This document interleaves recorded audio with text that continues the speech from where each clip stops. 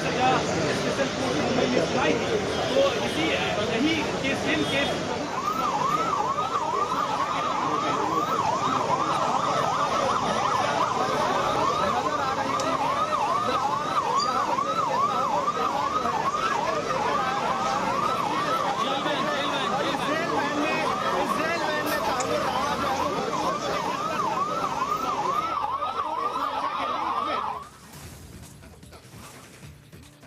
ಮತ್ತಷ್ಟು ಅಪ್ಡೇಟ್ ಅನ್ನು ಕೊಡೋದಕ್ಕೆ ನಮ್ಮ ದೆಹಲಿ ಪ್ರತಿನಿಧಿ ನಟೇಶ್ ನೇರ ಸಂಪರ್ಕದಲ್ಲಿ ಜಾಯ್ನ್ ಆಗಿದ್ದಾರೆ. ನಟೇಶ್, ಕೋರ್ಟ್ ಹಾಲ್ ನಂಬರ್ 39ರಲ್ಲಿ ರಾಣನನ್ನು ಪ್ರೊಡ್ಯೂಸ್ ಮಾಡಲಾಗುತ್ತೆ. ಅವರ ಪರವಾಗಿ ವಕೀಲರು ಕೂಡ ಒಬ್ಬರ ನೇಮಕ ಆಗಿದೆ, ಸಚ್ದೇವ್ ಅಂತ ಹೇಳಿ. ಮತ್ತೊಂದು ಕಡೆ ಸ್ಪೆಷಲ್ ಪಬ್ಲಿಕ್ ಪ್ರಾಸಿಕ್ಯೂಟರ್ ಕೂಡ ಹಾಜರಾಗಿದ್ದಾರೆ, NIA ವಿಶೇಷ ಜಸ್ಟಿಸ್ ಕೂಡ ಹಾಜರಾಗಿದ್ದಾರೆ. ಈಗ ಸದ್ಯಕ್ಕೆ ಏನಾಗ್ತಾ ಇದೆ, ಏನು ಕೊಡ್ತೀರಿ ಅಪ್ಡೇಟ್? ಬಂಧನ ಪ್ರಕ್ರಿಯೆ ನಂತರದಲ್ಲಿ ನಾಗೇಂದ್ರ ಬಾಬು, ಈಗ ಬಂಧನ ಪ್ರಕ್ರಿಯೆ ಮುಗಿತಿದೆ. ಈಗ ಕೋರ್ಟಿನ ಪ್ರಕ್ರಿಯೆ ನಡೀತಾ ಇರ್ತಕ್ಕಂಥದ್ದು. ಈಗಾಗಲೇ ಕೋರ್ಟಿನ ಆವರಣಕ್ಕೆ ತಲುಪಿ ಅಲ್ಲಿಂದ ಅಂದ್ರೆ ಕೋರ್ಟಿನ ಒಳಗೆ ಪ್ರವೇಶವನ್ನ ಮಾಡ್ತಾ ಇದ್ದಾರೆ. ಈಗಾಗಲೇ ಏನು ಸ್ಪೆಷಲ್ ಜಡ್ಜ್ ಅನ್ನ ಕೂಡ ನೇಮಕ ಮಾಡಿರುವಂತದ್ದು. ಸ್ಪೆಷಲ್ ಜಡ್ಜ್ ನೇಮಕದಲ್ಲಿ ಈಗ NIA ಪ್ರತಿಯೊಂದು ಈ ರೀತಿಯಾದಂತಹ ಪ್ರಕರಣಗಳಿಗೆ NIA ಸ್ಪೆಷಲ್ ಜಡ್ಜ್ ಅನ್ನ ನೇಮಕ ಮಾಡಿಸುತ್ತೆ. ಹಾಗಾಗಿ ಅದೇ ರೀತಿ ಈ ಒಂದು ಪ್ರಕರಣದಲ್ಲೂ ಅಷ್ಟೇ NIA ಸ್ಪೆಷಲ್ ಜಡ್ಜ್ ಅನ್ನ ನೇಮಕ ಮಾಡಿರುವಂತದ್ದು. ಇದೀಗ ಪ್ರಮುಖವಾಗಿ ಹಲವು ಪ್ರಶ್ನೆಗಳು ಈಗ ಇರ್ತಕ್ಕಂಥದ್ದು. ಇವರನ್ನ ಕಸ್ಟಡಿಗೆ ತೆಗೆದುಕೊಳ್ತಾರಾ ಅಥವಾ ನೇರವಾಗಿ ಏನು ಪರಪ್ಪನ ಅಗ್ರಹಾರಕ್ಕೆ ಕಳಿಸ್ತಾರಾ ಅನ್ನುವಂಥದ್ದು. ಒಂದು ಕಡೆ NIA ಸಾಕಷ್ಟು ತಯಾರಿಯನ್ನ ಮಾಡ್ಕೊಂಡಿದೆ, ಅವರನ್ನ ಕಸ್ಟಡಿಗೆ ತೆಗೆದುಕೊಳ್ಳಬೇಕು ಎನ್ನುವಂತಹ ನಿಟ್ಟಿನಲ್ಲಿ. ಯಾಕಂದ್ರೆ ಈತನ ಪ್ರಕರಣಗಳೇನಿದೆ, ಈ ಹಿಂದಿನ ಪ್ರಕರಣಗಳು ಹಾಗೇನೆ ಕಳೆದ ಹಲವು ವರ್ಷಗಳಿಂದ ಅಂದ್ರೆ ಮುಂಬೈ ಅಟ್ಯಾಕ್ ಆದ ಹಿಂದಿನ ಪ್ರಕರಣಗಳೇನಿದೆ ಅದರಲ್ಲಿ ಸಾಕಷ್ಟು ಮಾಹಿತಿಗಳನ್ನ ಕೂಡ ಕಲೆ ಹಾಕಿರುವಂತದ್ದು NIA ಟೀಮ್. ಆದ್ರೆ ಈ ಒಂದು ಮಾಹಿತಿಗಳ ಆಧಾರದ ಮೇಲೆ ಕೋರ್ಟ್ ಅನ್ನ ಮನವಿ ಮಾಡಬಹುದು. ಯಾಕಂದ್ರೆ ಜಡ್ಜ್ ಅನ್ನ ಮನವಿ ಮಾಡಲಾಗುತ್ತೆ, ಲೀಗಲ್ ಟೀಮ್ ಅದಕ್ಕೆ ಸಕಲ ತಯಾರಿಯನ್ನ ಮಾಡ್ಕೊಳ್ಳಲಾಗಿದೆ. ಕಸ್ಟಡಿಗೆ ಕೇಳ್ತಾರೆ. ಯಾಕಂದ್ರೆ ಕಸ್ಟಡಿಗೆ ತೆಗೆದುಕೊಂಡಂತಹ ಸಂದರ್ಭದಲ್ಲಿ NIA ಟೀಮ್ ಯಾವ ರೀತಿ ವರ್ಕ್ ಮಾಡುತ್ತೆ ಅನ್ನುವಂಥದ್ದನ್ನ ಕಳೆದ ಹಲವು ಪ್ರಕರಣಗಳಲ್ಲಿ ನಾವು ನೋಡಿರ್ತೀವಿ. ಹಾಗಾಗಿ ಈ ಒಂದು ಪ್ರಕರಣ ಸಾಕಷ್ಟು ಮೇಜರ್ ಪ್ರಕರಣ ಆಗಿರೋದ್ರಿಂದ ಸಾಕಷ್ಟು ಜನರ ಭಾರತೀಯರ ಒಂದು ಹತ್ಯಾಕಾಂಡ ಆಯ್ತು. ಇವರು ಆ ಒಂದು ಮುಂಬೈ ಘಟನೆಯಲ್ಲಿ 164ಕ್ಕೂ ಹೆಚ್ಚು ಮಂದಿ ಸಾವನ್ನಪ್ಪಿದ್ರು.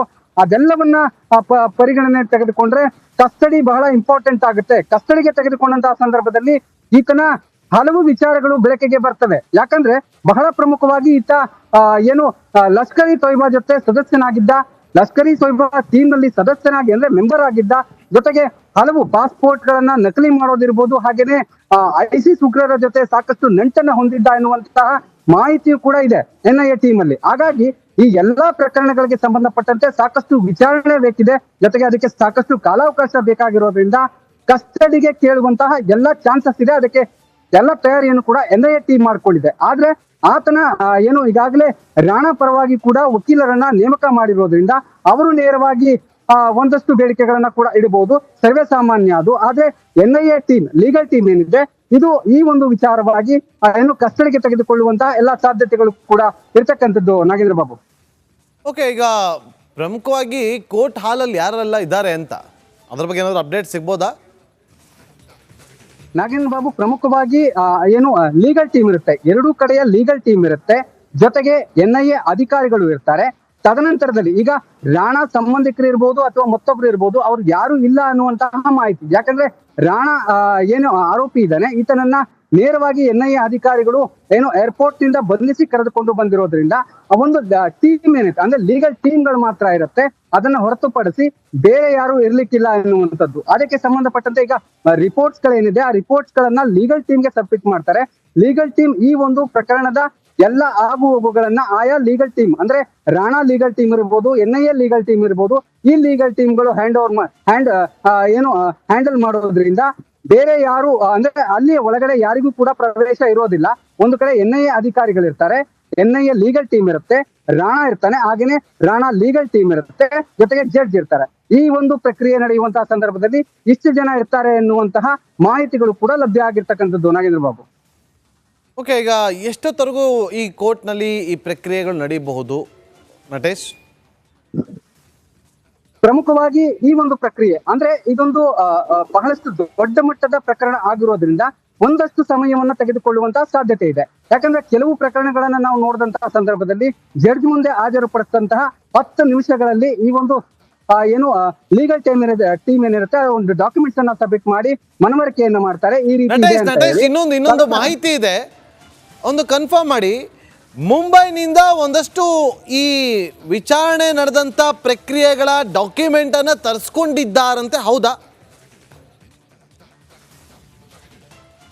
ಎಸ್ ನಾಗೇಂದ್ರ ಬಾಬು, ಇದೇ ವಿಚಾರವಾಗಿ ಬೆಳಗ್ಗೆಯಿಂದನೂ ಕೂಡ ರಿಪಬ್ಲಿಕ್ ಕನ್ನಡದಲ್ಲಿ ಸಾಕಷ್ಟು ಮಾಹಿತಿಯನ್ನ ಹಂಚ್ಕೊಳ್ತಾ ಇದ್ದೀವಿ. ಯಾಕಂದ್ರೆ ಪ್ರಮುಖವಾಗಿ ಮುಂಬೈನಲ್ಲಿ ನಡೆದಂತ ಘಟನೆಗಳೇನಿದ್ದು ಆ ಘಟನೆಗಳಿಗೆ ಸಂಬಂಧಪಟ್ಟಂತೆ ಅಲ್ಲಿನ ಕ್ರೈಮ್ ಬ್ರಾಂಚ್ ಏನಿದೆ ಆ ಕ್ರೈಮ್ ಬ್ರಾಂಚ್ ಇಂದ ಒಂದಷ್ಟು ಮಾಹಿತಿಗಳನ್ನ ತರಿಸ್ಕೊಂಡಿದ್ದಾರೆ ಎನ್ನುವಂತಹ ಮಾಹಿತಿ ಮಧ್ಯಾಹ್ನದ ಹೊತ್ತಿಗೆ ನಮಗೆ ಲಭ್ಯ ಆಗಿತ್ತು. ಇದಕ್ಕೆ ಸಂಬಂಧಪಟ್ಟಂತೆ ಅಲ್ಲಿನ ಕ್ರೈಮ್ ಬ್ರಾಂಚ್ ಅಧಿಕಾರಿ ಕೂಡ ರಿಪಬ್ಲಿಕ್ ಕನ್ನಡದ ಕನ್ನಡಕ್ಕೆ ರಿಪಬ್ಲಿಕ್ ಕನ್ನಡ ಹಾಗೂ ರಿಪಬ್ಲಿಕ್ ಟಿವಿಗೆ ಮಾತನಾಡುವಂತಹ ಸಂದರ್ಭದಲ್ಲಿ ಆ ಒಂದು ಮಾಹಿತಿಯನ್ನ ಕೂಡ ಕೊಟ್ಟಿದ್ದಾರೆ ಎನ್ನುವಂಥದ್ದು. ಯಾಕಂದ್ರೆ ಬಹಳ ಪ್ರಮುಖವಾಗಿ ಆ ಒಂದು ಮೇಜರ್ ಕೇಸ್ ಇದ್ದದ್ರಿಂದ ಕ್ರೈಮ್ ಟೀಮ್ ಅಂದ್ರೆ ಮುಂಬೈ ಕ್ರೈಮ್ ಟೀಮ್ ಏನಿದೆ ಇದು ಸಾಕಷ್ಟು ಆಯಾಮಗಳಲ್ಲಿ ಒಂದಷ್ಟು ತನಿಖೆಗಳನ್ನ ಮಾಡಿತ್ತು. ಅದಕ್ಕೆ ಸಂಬಂಧಪಟ್ಟಂತಹ ಸಾಕ್ಷ್ಯಾಧಾರಗಳನ್ನು ಕೂಡ ಹುಡುಕಿಕೊಂಡಿತ್ತು.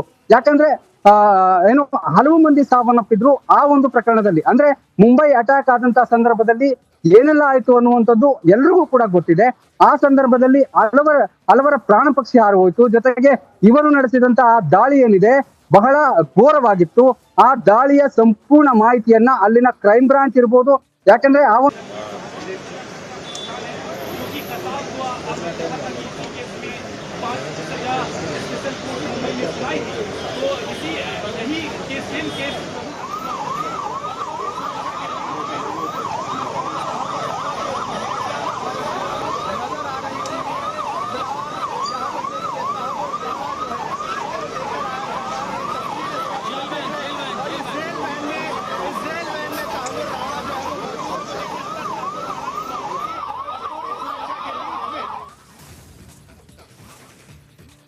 ಮತ್ತಷ್ಟು ಅಪ್ಡೇಟ್ ಅನ್ನ ಕೊಡೋದಕ್ಕೆ ನಮ್ಮ ದೆಹಲಿ ಪ್ರತಿನಿಧಿ ನಟೇಶ್ ನೇರ ಸಂಪರ್ಕದಲ್ಲಿ ಜಾಯ್ನ್ ಆಗಿದ್ದಾರೆ. ನಟೇಶ್, ಕೋರ್ಟ್ ಹಾಲ್ ನಂಬರ್ 39ರಲ್ಲಿ ರಾಣನನ್ನ ಪ್ರೊಡ್ಯೂಸ್ ಮಾಡಲಾಗುತ್ತೆ. ಅವರ ಪರವಾಗಿ ವಕೀಲರು ಕೂಡ ಒಬ್ಬರ ನೇಮಕ ಆಗಿದೆ, ಸಚ್ದೇವ್ ಅಂತ ಹೇಳಿ. ಮತ್ತೊಂದು ಕಡೆ ಸ್ಪೆಷಲ್ ಪಬ್ಲಿಕ್ ಪ್ರಾಸಿಕ್ಯೂಟರ್ ಕೂಡ ಹಾಜರಾಗಿದ್ದಾರೆ, NIA ವಿಶೇಷ ಜಸ್ಟಿಸ್ ಕೂಡ ಹಾಜರಾಗಿದ್ದಾರೆ. ಈಗ ಸದ್ಯಕ್ಕೆ ಏನಾಗ್ತಾ ಇದೆ, ಏನು ಕೊಡ್ತೀರಿ ಅಪ್ಡೇಟ್? ಬಂಧನ ಪ್ರಕ್ರಿಯೆ ನಂತರದಲ್ಲಿ ನಾಗೇಂದ್ರ ಬಾಬು ಈಗ ಬಂಧನ ಪ್ರಕ್ರಿಯೆ ಮುಗಿತಿದೆ. ಈಗ ಕೋರ್ಟಿನ ಪ್ರಕ್ರಿಯೆ ನಡೀತಾ ಇರ್ತಕ್ಕಂಥದ್ದು. ಈಗಾಗಲೇ ಕೋರ್ಟಿನ ಆವರಣಕ್ಕೆ ತಲುಪಿ ಅಲ್ಲಿಂದ ಅಂದ್ರೆ ಕೋರ್ಟಿನ ಒಳಗೆ ಪ್ರವೇಶವನ್ನ ಮಾಡ್ತಾ ಇದ್ದಾರೆ. ಈಗಾಗಲೇ ಸ್ಪೆಷಲ್ ಜಡ್ಜ್ ಅನ್ನ ಕೂಡ ನೇಮಕ ಮಾಡಿರುವಂತದ್ದು. ಸ್ಪೆಷಲ್ ಜಡ್ಜ್ ನೇಮಕದಲ್ಲಿ ಈಗ NIA ಪ್ರತಿಯೊಂದು ಈ ರೀತಿಯಾದಂತಹ ಪ್ರಕರಣಗಳಿಗೆ NIA ಸ್ಪೆಷಲ್ ಜಡ್ಜ್ ಅನ್ನ ನೇಮಕ